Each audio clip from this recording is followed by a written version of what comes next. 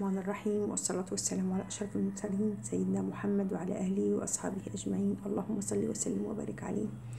بسم الله الرحمن الرحيم. يا جماعة هبدأ معاكم، هعرض لكم الأطقم البايركس اللي أنا جايباها. أولا يا جماعة، أول حاجة أول طقم ده طقم بايركس فرنساوي أصلي. ده يا جماعة كنت جايباه من زمان، كنت جايبه منه اتنين، المدور لا المربع والبيضاوي. فانا استخدمت المربع، وده ركنته برضو زي بقيت حاجات كتير قوي كنت عندي، يعني ركنتها وسبحان الله جا وقتها. كنت عايزة اجيب لها اللي هو الطقم البايركس الكامل اللي في الكرتونة، اللي فيه منه بقى الطواجن المدور والمربع، وفي منه قالب التوست، وفي منه كله. بس يا جماعة سألت لقيته ب3,500. فانا قلت طب ما انا عندي اللي هو ده ومركون، وعندي بايركس فرنساوي اصلي، فقلت خلاص هدولها واكتفي بالطقم البايركس ده وخلاص على كده. وهو كبير، حجمه كبير بصراحة. يعني شوف، دي اصغر صينية فيه، اصغر صينية فيه. وده بايركس اصلي. ودي الصينية اللي هي الوسطانية، دي الوسطانية دي. حتى لو ظاهر لكم في الكاميرا ان هي كان حتى زمان، يعني كنت لما اجي اجيبه يقولك لازم يبقى مطبوع عليه على الطاجن نفسه مش على الكرتونة. دي تاني صينية. ودي التالتة بقى كبيرة كبيرة كبيرة، يعني كبيرة قوي قوي كبيرة. هو معلش مركون من زمان، فمعلش عليه مخيم يعني او كده. فهو ده الطقم البايركس اللي هو الفرنساوي، اللي هو ال3. انا مش عارفه دلوقتي، حتى اللي طالع دلوقتي يا جماعه مش بيبقى طالع فيه 3، 2. حتى اي صواني دلوقتي طالع فيها 2 غاليه، بس سبحان الله طالع فيها الاتنين بس مش 3. فهو ده الطقم اللي هو الفرنساوي. جيت بقى كنت زي ما بقول لكم عايزه اجيب اللي هي الكرتونه. سمعت ريفيوهات بصراحه كتير عن البركان التركي. سمعت ريفيوهات، وكمان يعني الحقيقه يعني اللي خلاني جبته مدام نور شانل. انا لقيتها جايباه في جهاز بنتها، فقلت اكيد هي طبعا يعني محل ثقه وكده. فانا قلت اكيد هي مش هتجيب حاجه كده. فرحت والله بصراحه كنت بتفرج على ريفيوهاتها برضو، لما سمعتها ولقيتها جبته، ورحت انا جايبه زيها بصراحه يعني. فجبته. دي منه. انا جبت الكرتونه اللي هي ال6، في منها ال7، وفي منها ال4، وفي منها ال5. انا رحت اسال كنت عايزه اجيب اللي هو اكبر واحد، اللي هي اكبر حاجه اللي هي ال7. ما لقيتش ساعتها عند الراجل اللي انا بجيب من عنده.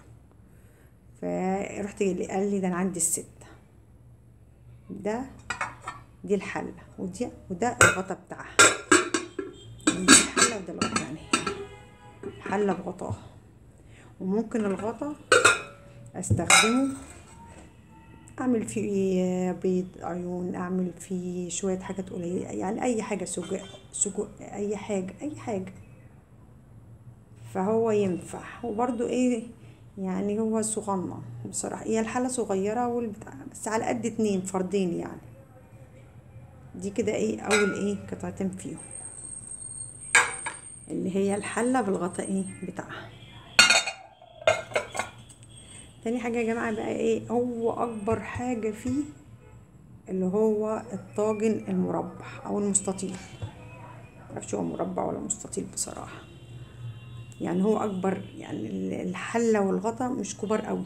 بس على فكره والله انا كان في كرتونه كان فيها يعني حله اصغر، يعني اللي عايز يجي يا جماعه ياخده ويقلب فيه، لان بتبقى على فكره احجام. انا اللي عرفته بعد ما جبته ان هو بيبقى فيه حجم، ممكن تكون في حله اصغر من دي. معرفش في ال3 او في ال4 او في ال5. حلتها صغيره هي دي بالنسبه لي انا صغيره، بس حلوه حلوه يعني، لان انا شفت كرتونه فيها اصغر من كده. بس هو للحقيقه اكبر حاجه فيه اللي هو الطاجن ده. بس احلى طاجن احبه واعمل فيه هو الطاجن اللي هو المربع او المدور بصراحه. البيضاوي ده انا ما بحبش البيضاوي، بعد ما جبته ما استخدمتوش، ركنته، فكان عندي اللي هو الايه التاني فبستخدمه. انا بحب يا اما المدور يا اما ايه المربع. ده يا جماعه تالت قطعه في الايه في الطقم، كبيره حلوه يعني ممكن 4 افراد يعني 5 افراد يعني حلو. ده ايه تالت قطعه فيه.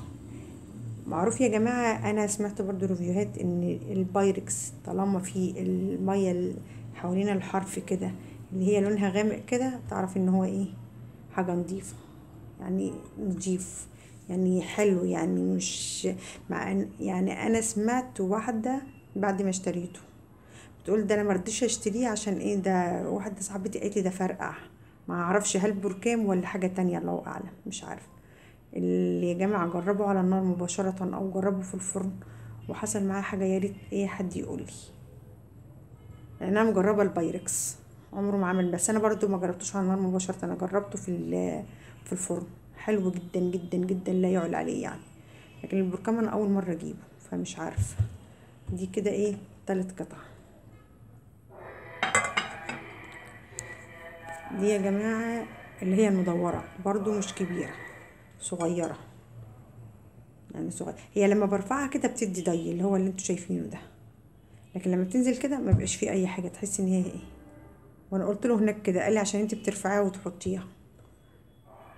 فدي المدوره برضو يعني فردين 3 يعني مش كبيره قوي بصراحه، يعني مش كبيره.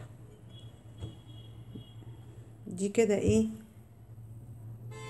4 قطع. ده كده يا جماعه برضو بيضاوي، صينيه بس بالغطا بتاعها، يعني صينيه بغطاها اهو.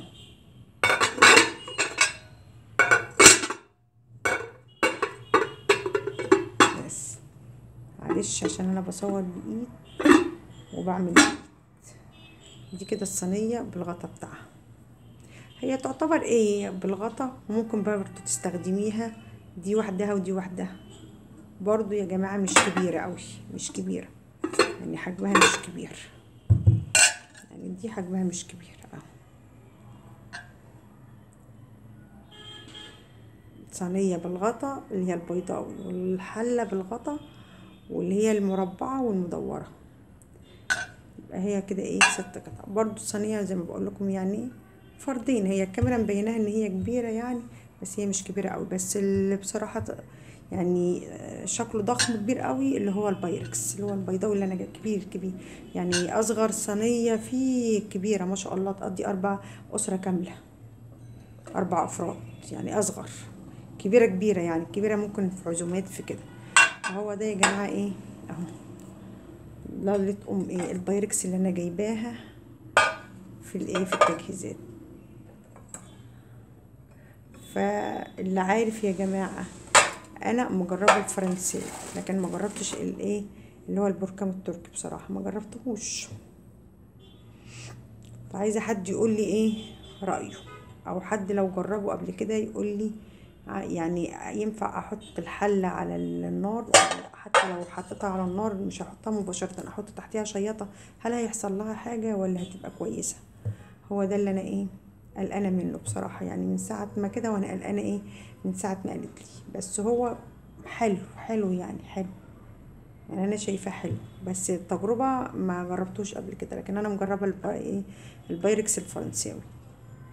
وانتوا عارفين الاسعار يعني بصراحه، هو ده انا كنت جايباه اللي هو البركام اللي هو ال6 جبته ب1000 1050. انا كنت سائله بس ما كنتش عارفه العدد بصراحه، يعني ما كنتش عارفه عددها، كانت كرتونه قدامي بقى ما كنتش هجيبه، بقول له بكام، قال لي ده ب850، بس مش عارفه هل ال6 ال7 مش عارفه. لكن انا جبت اللي هما اللي كنت عايزه اجيب اللي هي اكبر، ما لقيتش، فلقيت عنده ال6 جبتها ب1050. هو ساعتها حتى قال لي ده جاله ايه زياده، يعني جاله زياده، انا كنت جايباها متهيألي في نص 11، في اول 11 والله ما فاكره، بس ايه يعني ايه قال لي برضو ايه ده هو كمان لسه، حتى اتصل على المستوى، بقول له انت كنت قلت لي قبل كده بكذا، قال لي لا، قال له ده جاله زياده الشهر ده، زياده جامده قوي. طبعا انتوا عارفين زياده الايه اللي حصلت قبل شهر 12 يعني، من شهر 11 والحاجات كلها من ساعه الدولار ما رفع، والحاجات كلها ايه جايه لها زياده جامده، فالله اعلم دلوقتي بقى بكام. بس انا كنت جايباه ب1050. ده بقى اللي هو الفرنساوي ده انا ما اعرفش، انا كنت جايباه يمكن والله انا فاكره يعني، مش فاكره قوي يعني، بس انا ما يعديش كان 250، ممكن كمان ما كانش يعديه، اللي هو كبير كبير يعني، حجمه كبير. فهي دي يا جماعه ايه كان مشتريات النهارده من البايركس. قولولي ايه رايكم بقى، وهل اكتفي انا عايزه اجيب ايه بقى، عايزه اجيب القالب، قالب التوست، اكتفي بكده ولا ايه اجيب القالب؟ لسه بقى انا اللي عشان اخلي الطقم كامل قلت اجيب الايه اللي هو قالب التوست او الايه الانجليش كيك. انا ما اعرفش، كنت سائله عليه ما اعرفش، كان قايل ب 200 جنيه او 200 وحاجه. دلوقتي هل او ما اعرفش، ده من فتره من زمان، هل دلوقتي غلي زاد؟ مش عارفه. فقولوا لي رايكم. ودي كانت يا جماعه ايه مشتريات النهارده. معلش انا بنهج، انا عندي برد والله، بس بقى لي يومين ما صورتش، فقلت اصور لكم فيديو النهارده. وادعوا لي يا رب ان ربنا يشفيني ويعفو عن الجميع يا رب. وادعوا لاهلنا في غزه ربنا يشيل عنهم يا رب ويتولاهم برحمته. وما تنسونيش يا جماعه في الدعاء، وقولوا لي رايكم في الطقم. وهي دي كانت مشتريات النهارده، والسلام عليكم ورحمه الله وبركاته.